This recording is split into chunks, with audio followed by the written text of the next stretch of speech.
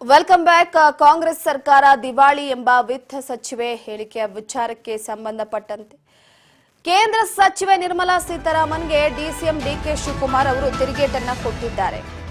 Guarantee ಬಗ್ಗೆ ಪ್ರಧಾನಿಯವರು ಏನ್ ಹೇಳಿದ್ರು ಎನ್ನುವ ಮುಖಾಂತರವಾಗಿ ಕೌಂಟರ್ ಕೊಟ್ಟಿದ್ದಾರೆ. ಈಗ ಕಾಂಗ್ರೆಸ್ ಸರ್ಕಾರ ದಿವಾಳಿ ಎನ್ನುವ ವಿತ್ತ ಸಚಿವೆ ಹೇಳಿಕೆಯ ವಿಚಾರಕ್ಕೆ ಸಂಬಂಧಪಟ್ಟಂತೆ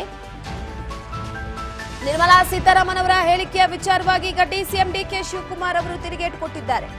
5 ಗ್ಯಾರಂಟಿ ಕೊಟ್ಟಾಗ ದಿವಾಳಿ ಆಗುತ್ತೆ ಅಂದಿದ್ರು. ಅದಾದ ನಂತರ ಕಾಂಗ್ರೆಸ್ ಸರ್ಕಾರ ದಿವಾಳಿಯಾಗಿ ಹೋಗುತ್ತೆ, ರಾಜ್ಯದಲ್ಲೂ ಕೂಡ ದಿವಾಳಿತನ ಉಂಟಾಗುತ್ತೆ. ಗ್ಯಾರಂಟಿ ಬಗ್ಗೆ ಪ್ರಧಾನಿಯವರು ಏನ್ ಹೇಳಿದ್ರು?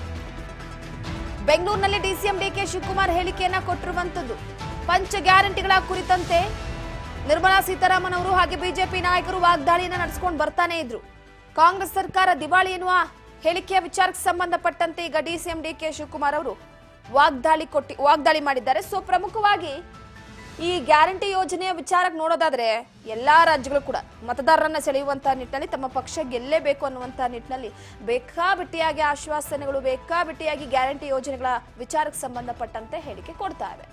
ಆದ್ರೆ ಪ್ರಮುಖವಾಗಿ ಗಮನಿಸುವುದೇನಪ್ಪಾ ಅಂತಂದ್ರೆ ಕಾಂಗ್ರೆಸ್ ಸರ್ಕಾರ ದಿವಾಳಿ ಅನ್ನುವಂತಹ ವಿಚಾರಕ್ಕೆ ಏನು ವಿತ್ತ ಸಚಿವೆ ನಿರ್ಮಲಾ ಸೀತಾರಾಮನ್ ಅವರು ಹೇಳಿಕೆ ಕೊಟ್ಟಿದ್ರು, ಆ ವಿಚಾರವಾಗಿ ಡಿಸಿಎಂ ಡಿಕೆ ಶಿವಕುಮಾರ್ ಅವರು ಕೂಡ ತಿರುಗೇಟನ್ನ ಕೊಟ್ಟಿದ್ದಾರೆ. ಮೋದಿ ಅವರು ಏನ್ ಹೇಳಿದ್ರು, ಅದರ ಜೊತೆಗೆ ದಿವಾಳಿ ಆಗುತ್ತೆ ಅಂತ ಹೇಳಿದ್ರು, ಪಂಚ ಗ್ಯಾರಂಟಿಗಳ ವಿಚಾರಕ್ಕೆ ಸಂಬಂಧಪಟ್ಟಂತೆ ಏನು ಹೇಳಿದ್ರು ಅನ್ನೋ ವಿಚಾರವಾಗಿ ಕೂಡ ಮಾತನಾಡಿದ್ದಾರೆ.